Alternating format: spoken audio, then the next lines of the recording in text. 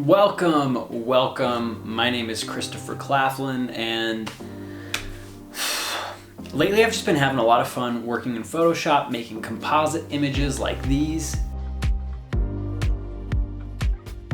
And although it's been a lot of fun, I've been trying to figure out what the purpose, what the main driver behind this is. I had some ideas in different directions that I could take things, but I've decided that every single week I'm gonna focus on a different product or object to be the centerpiece of one of these composite images and then build an incredible photo around that piece. And I thought maybe what I'll do is I'll swing back around to the original image that I created, which was a bunch of these little toy cars, little die-cast ones that you get at your supermarket. So I'm gonna do one more composite with these, but I'm also gonna focus on these as a prop and as a product, where you can find them and why I like them so much.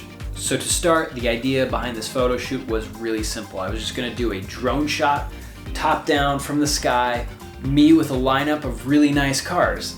And what's awesome about this is you don't need a single real vehicle in order to do this. All you need is a drone.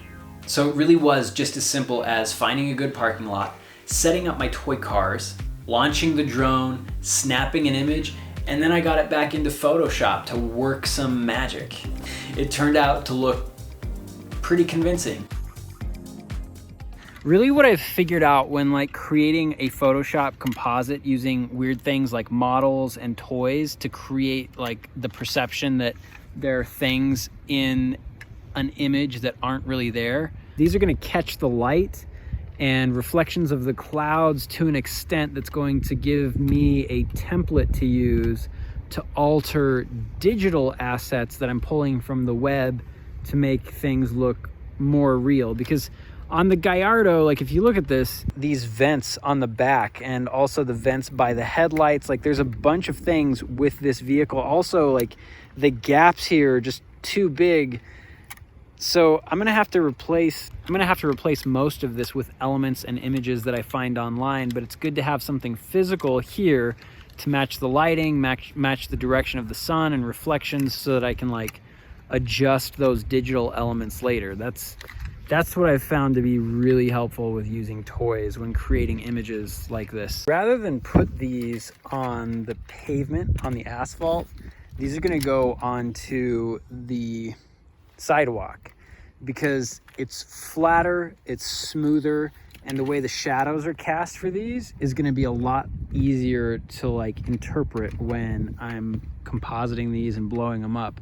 These are awesome props, and they cost so little that if you're into taking pictures with cars and if you're trying to create content, particularly on Instagram, or if you're doing a photo shoot where you need exotic cars but you don't have the budget to rent just a fleet of them, this is the way to go. So these are die cast, and they're made by a company called Kinsmart, made in China. So right now, you might pick up the coronavirus with these. Probably not, actually, but they have all sorts of vehicles.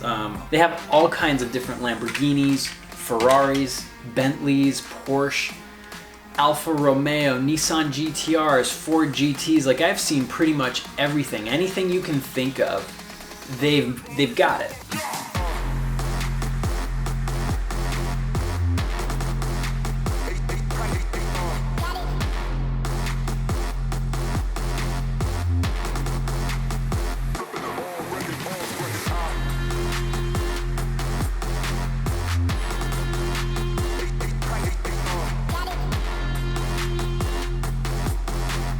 I want to show you a real world example of how this is actually a lot better than a real photograph of a supercar.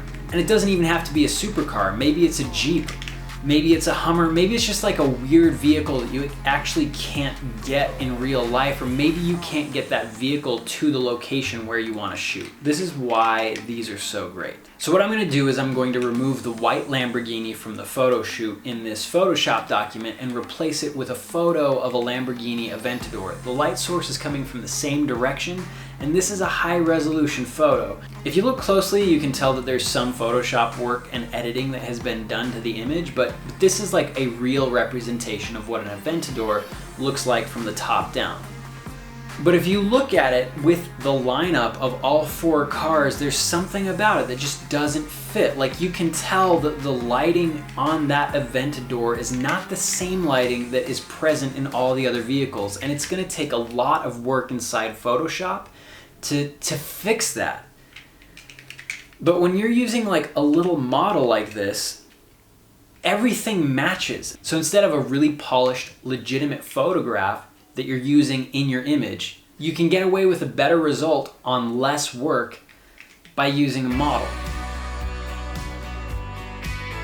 So if you would like to get your hands on your own Kinsmart car somewhere, the easiest place is to find this in your local grocery store.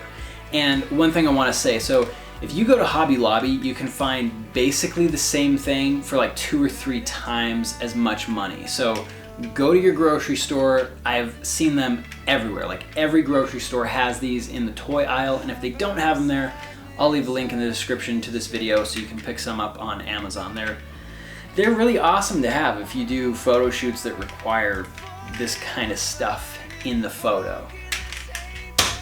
So that's all I've got for today. I really appreciate you guys taking the time to watch this, and if you liked the video, don't forget to subscribe for more. And let me know what you think. Do you think that a photo composite like this looks better when the assets are pulled from the web and it's an actual photograph of the vehicle? Or do you think it's a better look to have something physical in place to use to match lighting and angles and adjust your photo that way? I'm really interested to hear what you have to say and what your thoughts are, so leave me a comment. And I think that's it for today. I'll see you next time. Bye.